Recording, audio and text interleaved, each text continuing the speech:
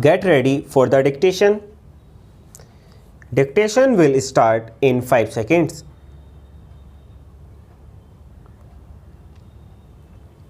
Start. With the cooperation of all and the implementation of the 5-year plan, I am sure, sir, that we should be able to lay the foundations and fulfill the dreams of India.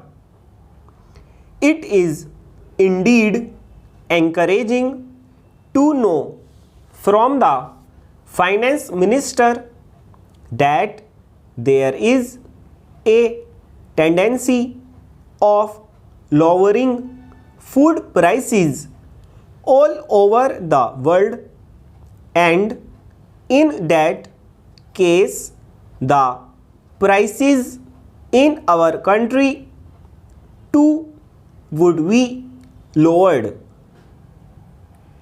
Regarding defense, for obvious security reasons, I do not agree with my friends who say that the expenditure should be curtailed.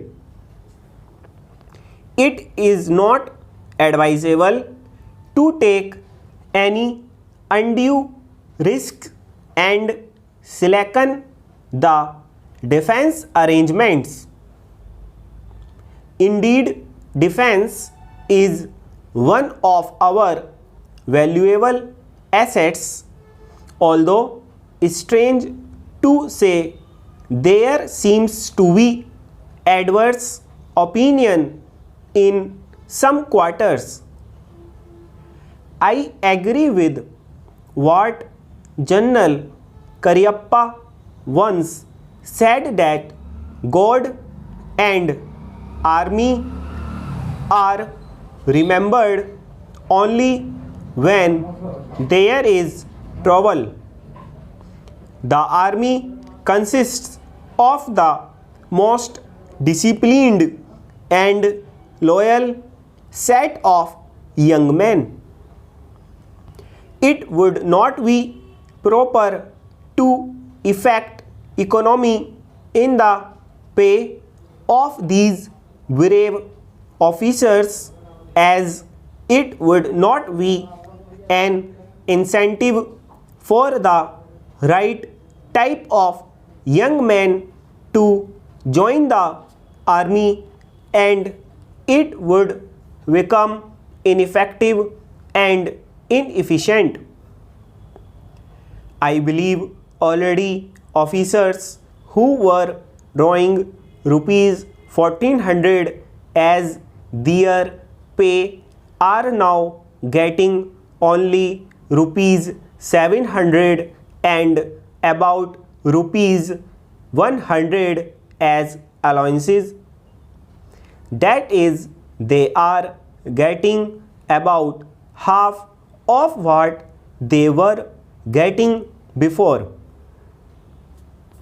It is very hard for those officers on field duty to establish separate establishments for their families and for their children, and I would especially appeal to the finance minister to see that the family allowances may be restored to those officers who are on field duty. Economy in army could be affected in other ways. There is scope for more efficient operation of defense industries, which process seems slow, and why purchase policy of utilizing goods and stores indigenously manufactured. Preference should be given to country made war materials such as could be produced here and they would be cheaper than foreign made goods. I may also suggest that the armed forces who are not on field service or under any operational commitments could be utilized for giving military training to the youths in schools and colleges, which would teach discipline and loyalty.